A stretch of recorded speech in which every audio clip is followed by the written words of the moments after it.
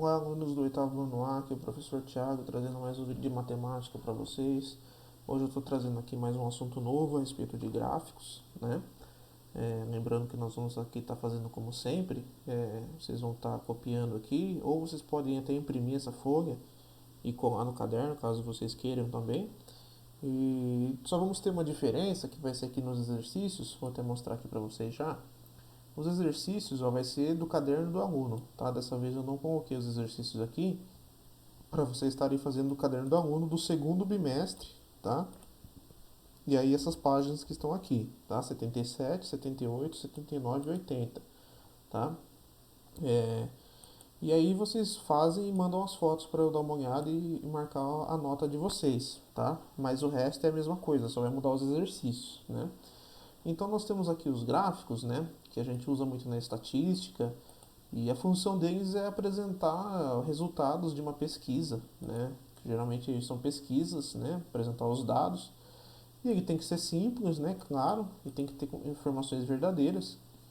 E eles também são utilizados para organizar os dados de uma pesquisa quando eles querem, principalmente cientistas, né? Enfim, para ver os comportamentos das variáveis, né? É muito importante os gráficos, né?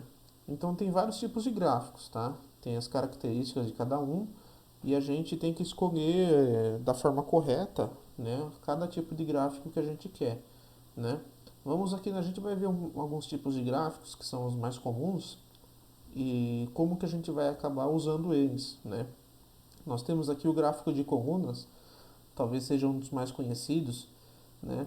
Ele é formado por alguns retângulos, né, que tem a mesma largura, né, e no eixo horizontal e as alturas correspondentes a valores de um eixo vertical, né.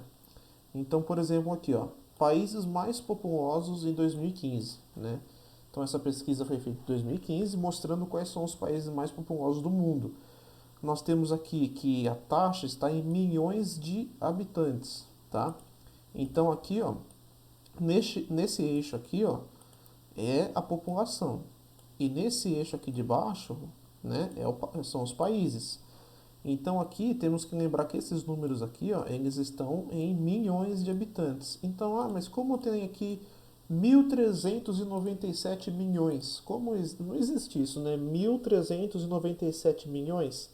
Quando você vê isso, então significa que é 1.397 milhões, né, de habitantes, né?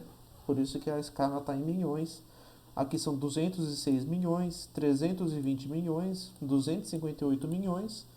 Aqui é 1.309 milhões, que seria 1.309 milhões, né?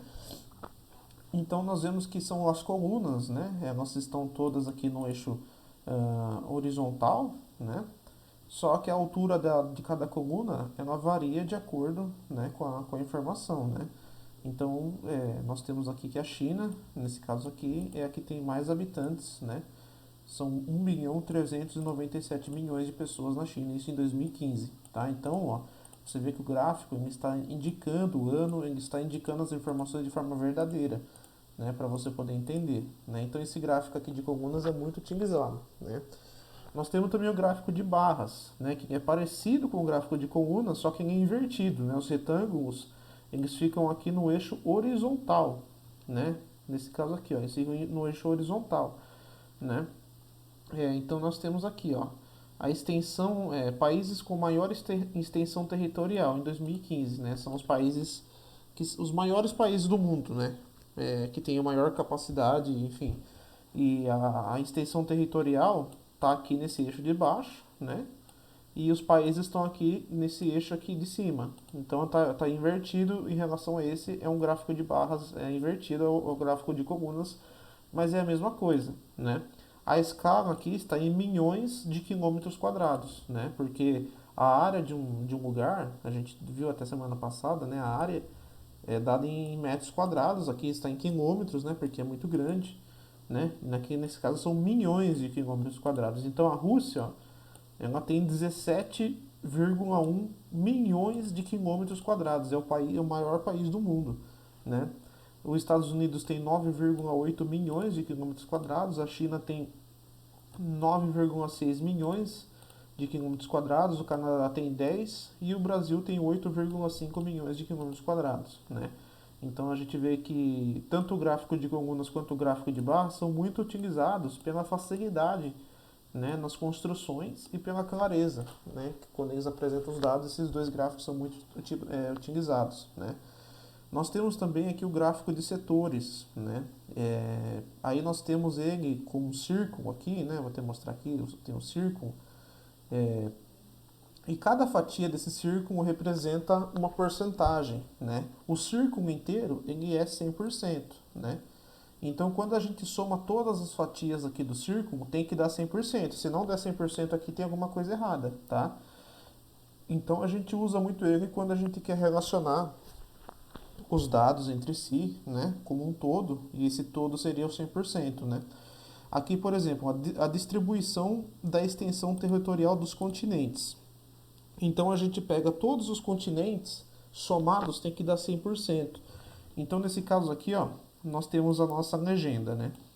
O azul é a África, o amarelo é a América, o vermelho é a Ásia, o verde escuro é a Europa e o verde claro é a Oceania. Então, aqui, ó, o amarelo é o que tem mais, né? 31%. O América é a América, né? O amarelo é a América. Então, a América é o continente do mundo que tem maior extensão territorial, né?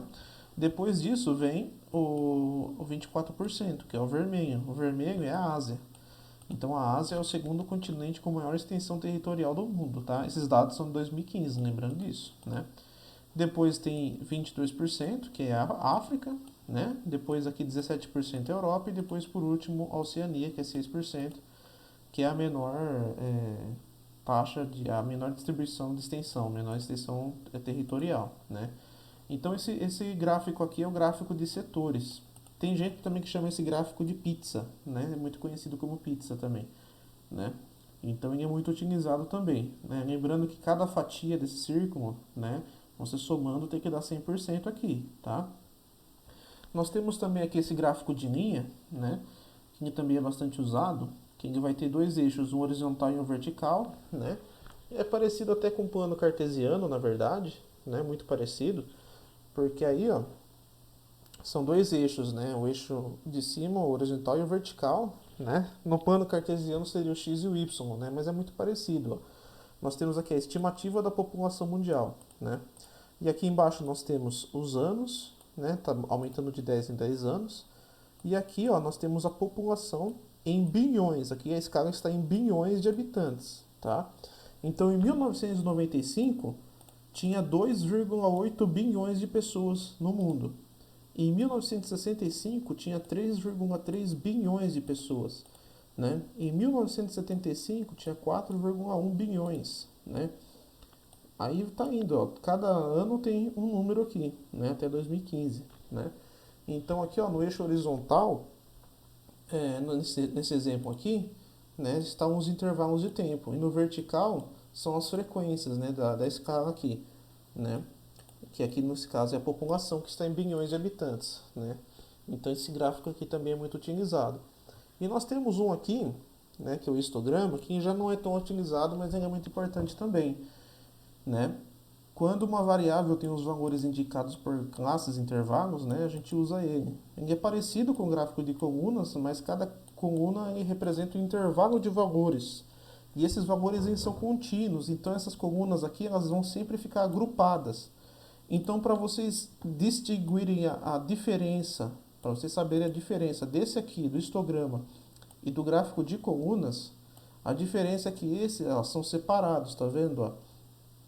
As colunas são separadas e no histograma elas são juntas, né? Por que que elas são juntas? Porque elas são contínuas, os valores aqui são contínuos, tá vendo? Ó? Então elas têm que ser juntas mesmo, né? Nesse caso aqui, ó, nós temos aqui a altura dos alunos de uma academia, né? Então aqui, ó, é 1,65. A altura aqui está em metro, né? E aqui, ó, a quantidade de alunos, que é a frequência absoluta. Ó. A frequência absoluta, até coloquei aqui, ó, observação. É o número de vezes em que cada elemento aparece na amostra. Então, 1,65, entre 1,65 e 1,69 são 20 alunos, que tem essa altura, entre 1,65 e 1,69. Entre 1,69 e 1,73 são 70 alunos. Entre 1,73 e 1,77 são 40 alunos, né? E por aí vai. Por isso que eles têm que ser junto. Esse é o histograma, né? Aqui são a altura em metro e aqui são o número de alunos, né? A frequência, né? Então é isso, não é tão difícil, né, pessoal? Aí tem os exercícios para vocês estarem fazendo, ó. Tem até aqui o caderno do aluno, ó. Tem aqui esses exercícios, página 77, a 78, né, a 79 e a 80, tá? E aí vocês vão fazer da mesma forma, tiram a foto dos exercícios, mandam para mim. E aí, qualquer dúvida que vocês tiverem, vocês podem estar tirando essas dúvidas comigo pelo WhatsApp, tentando ajudar vocês, tá? E é isso aí, pessoal. Fiquem todos com Deus e até mais.